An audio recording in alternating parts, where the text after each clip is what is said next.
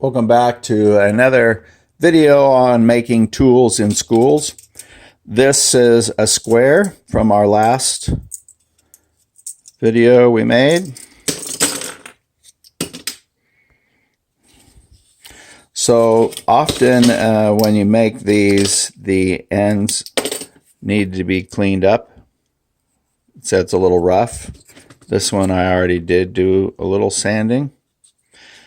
But the sanding comes from what this video is about is sanding sticks. They come in all sorts of shapes and sizes and different sand paper, and also different shapes. Can't get a hold of that. So if you wanted to round off a piece of wood, you could stick it in there and round this off. You wanted a round craft stick. But what we're after right now is to smooth off these edges. So we take our sanding stick, lay it down, and then we work this back and forth.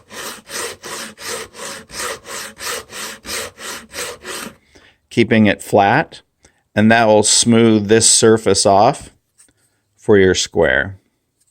Then we'll add some ruler tape to it as well. To make the sanding stick, you're going to need some kind of a sandpaper, a knife, a pair of scissors, some paint stir sticks. Some of these supplies you can find on my link below. So you mark out the width of your stick, or several stick marks. You can cut it with a pair of scissors, which I don't really recommend because you'll kind of waste the scissors. What I like to do is cut it with a knife. So cut, or you can score it. I'm sorry, you can score one side, fold it, and then rip it. I didn't fold it first. That'll help the cutting process if you fold it. Once you have your sandpaper, put your glue on, smooth it out really good. You can use your finger, you can use another popsicle stick. Smooth that out. Lay your sandpaper on there. And I like to use another stick on top of it. And what that's going to do is it's going to keep your sandpaper like squished down smooth.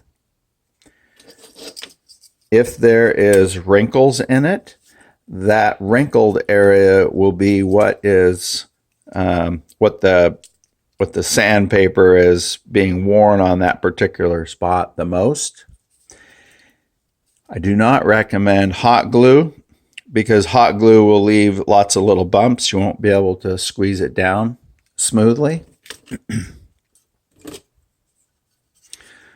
So the board on top helps squeeze the glue down smooth, and then excuse me, when you go to use the sanding stick, you'll sand on all of the sandpaper surface, not just the bumps.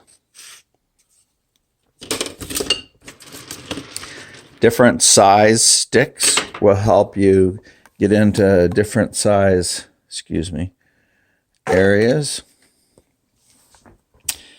If you were wanting to sand in between here and the big stick didn't work, you could make a smaller stick to get into that area.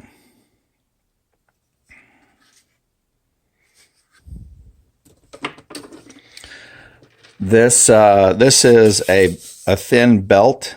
This is leftover sandpaper belt, and that actually works really well because it's the same width as the paint stick.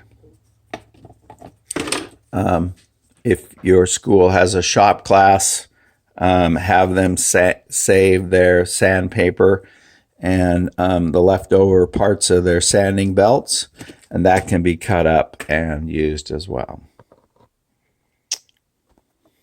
Thanks.